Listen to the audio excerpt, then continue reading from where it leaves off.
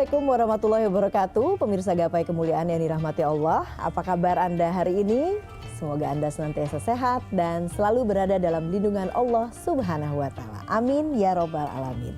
Alhamdulillah, senang sekali hari ini saya Faye Nizar kembali hadir menjumpai Anda dalam program kesayangan kita, Gapai Kemuliaan. Selama 30 menit ke depan, insya Allah kita akan membahas masalah seputar fikih, adab, dan tauhid dalam kehidupan sehari-hari yang tidak jarang masih banyak dari kita yang salah dalam memahami dan juga mempraktekannya. Dan seperti biasa, saya tidak sendiri.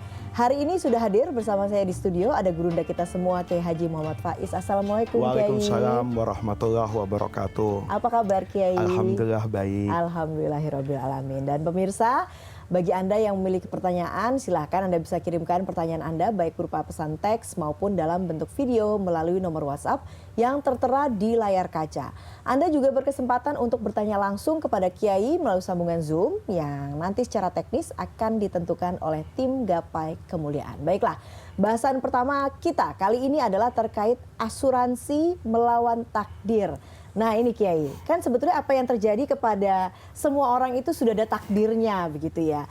Nah pertanyaannya adalah soal kematian. Nah apakah kemudian asuransi ini bisa dianggap melawan takdir? Karena kan sebetulnya masing-masing sudah ada takdir kematiannya. Apa hukumnya seperti asuransi jiwa ini? Yang pertama harus kita pahami, kalau asuransi jiwa itu kan bukan berarti membuat saya tidak mati kan. Tetapi ini kan terkait dengan aspek keuangan. Setelah kita mendapatkan apa-apa yang tentu tidak kita sukai, ada kematian, sakit, kehilangan, kan substansi asuransi itu di sana. Nah, kalau seperti itu, misalnya setelah seorang bapak meninggal, kan dia nanti akan meninggalkan ahli waris. Nabi itu selalu berpesan loh, innaka, ketika Sa'ad bin Abi Waqqas itu ketika mau meninggal itu dia mau hibahkan hartanya untuk agama. Saya wakafin deh Nabi saya. Jangan, kata Nabi, kamu punya anak, kata Sa'ad bin Abi Waqqas, sudahlah kalau gitu anak saya 1/4 aja, 3/4 buat Nabi. Jangan, kata Nabi, sampai akhirnya tinggal 1/3. Itu pun Nabi bilang 1/3 itu masih terlalu besar. Kamu meninggalkan ahli warismu, anak-anakmu dalam keadaan kaya, cukup, itu jauh lebih baik daripada kau tinggalkan mereka dalam keadaan miskin dan mengemis bantuan kepada orang lain. Artinya apa? Mempersiapkan segala sesuatu yang terkait dengan aspek ekonomi keuangan untuk orang-orang yang kita cintai sepeninggal kita, itu sebetulnya menjadi bagian yang diperintahkan dalam agama.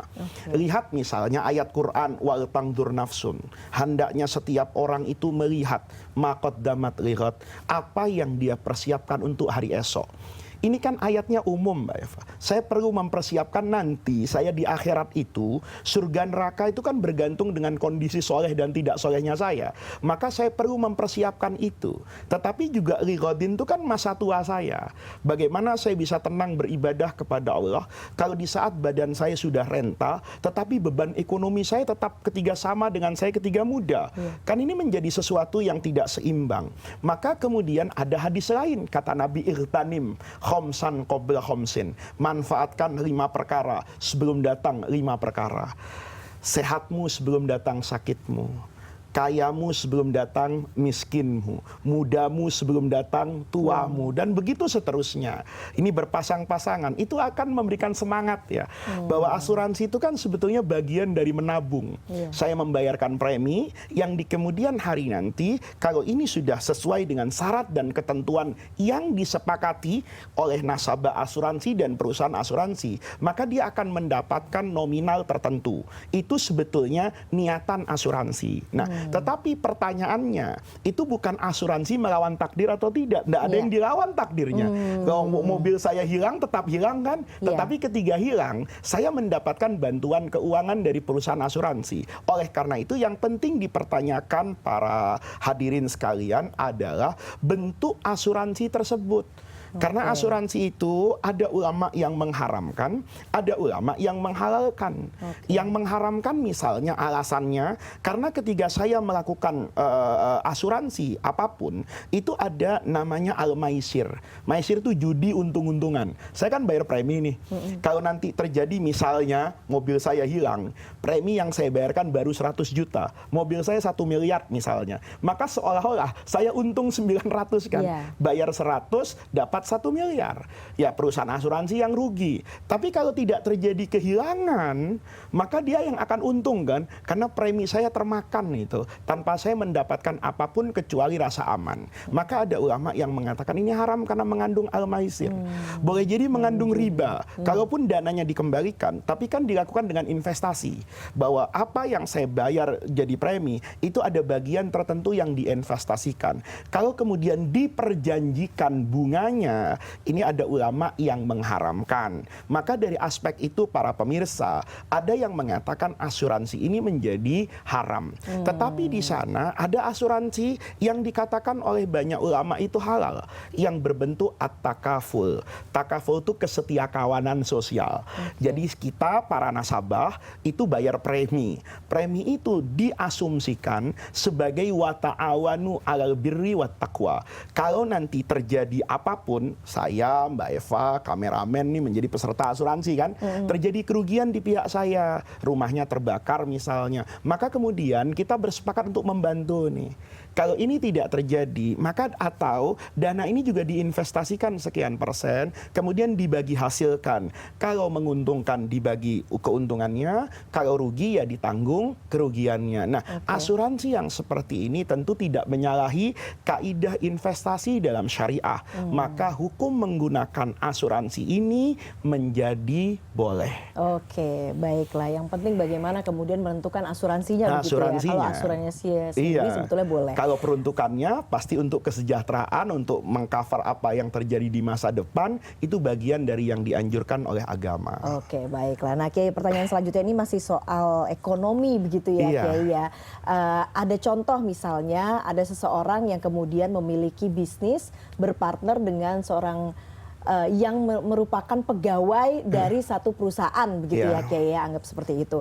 Nah, apabila misalkan proyek yang kemudian didapatkan dari perusahaan ini diberikan kepada si partner bisnisnya ini, lalu keuntungannya kemudian dibagi 2 misalnya, apakah itu kemudian menjadi halal? Ini kayak semacam mungkin bisa diistilahkan kolusi begitu ya, Kiai ya. Tapi kan ini sifatnya kerjasama. Boleh aja kan kerjasama, kolusinya di mana nih?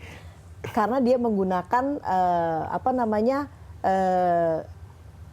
linknya begitu ya, link di dalam perusahaannya misalnya. Jadi gini, saya punya perusahaan nih, kemudian saya bekerja di perusahaan itu. Perusahaan itu katakan tender lah ya, punya pengadaan tertentu, kemudian oleh saya diberikan ke anak saya misalnya. Itu kan bisa mengandung kolusi, bisa juga mengandung sesuatu yang wajar, selama dia memenuhi syarat dan ketentuan. Misalnya, anak saya ikut tender. Katakanlah misalnya saya direktur di perusahaan itu. Perusahaan itu ingin pengadaan mobil misalnya. Kebetulan anak saya punya ATPM. Maka saya bilang ambil saja di anak saya. Itu bisa jadi halal, bisa jadi haram. Dia bisa halal kalau memenuhi ketentuan. Perusahaan itu membutuhkan spek mobil A, sekian cc, kondisinya seperti ini, harganya seperti ini. Yang saya ajukan masuk itu, maka boleh saja. Kalau kemudian perusahaan itu mewajibkan adanya tender, tidak boleh penunjukan langsung, maka saya suruh anak saya untuk ikut. Selama prosedurnya diikuti secara benar, maka tidak ada larangan di sana. Dia menjadi ada larangan kalau saya mengintervensi kan. Ini yang menjadi dikatakan kolusi dan nepotisme kan. Nah, tetapi kalau itu tidak saya lakukan di dalam bisnis ini dan semua berjalan dengan benar terbuka, hanya kebetulan itu anak saya, yaitu secara fikih muamalat tidak ada yang dilanggar. Oke. Nah, bagaimana kemudian kalau misalnya ada keuntungan yang akhirnya misalnya dibagi begitu ya kepada seseorang yang memberikan tender itu. Nah, itu bagaimana pertanyaannya hukumnya? adalah ini keuntungan sebagai apa? Kalau dia kemudian mendapatkan keuntungan karena tender yang tidak wajar nih. Misalnya ya, saya mengadakan pembangunan jembatan. Saya yang punya proyek itulah kontraktor besarnya. Saya masukkan anak saya. Kemudian besi yang ukuran 18 dikecilin sama anak saya. Jadi 16. Karena bisa memanipulasi ini, maka kemudian dia memberi hadiah. Ini hukumnya haram. Kenapa? Karena ini dipahami untuk mempengaruhi kan. Saya tahu seperti itu, tapi saya menjadi diam karena saya mendapat bagian.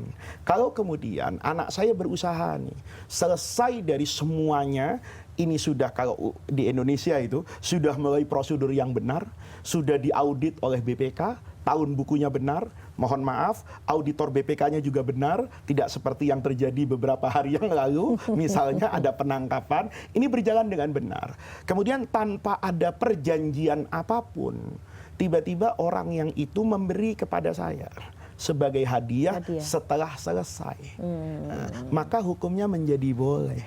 Tapi kalau di depan itu pasti tidak boleh.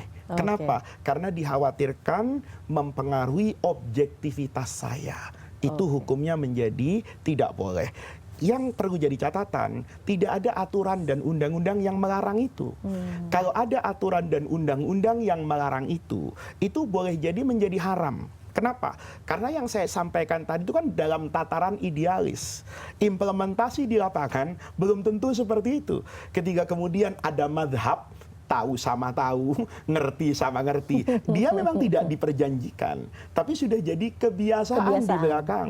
Dan itu akan terjadi penyimpangan. Maka hukumnya menjadi haram. Baiklah. Menarik sekali. Baiklah Kiai, kita akan lanjutkan lagi dengan pertanyaan lain. Tapi kita harus break terlebih dahulu. Jangan kemana-mana, Gapai Kemuliaan akan segera kembali.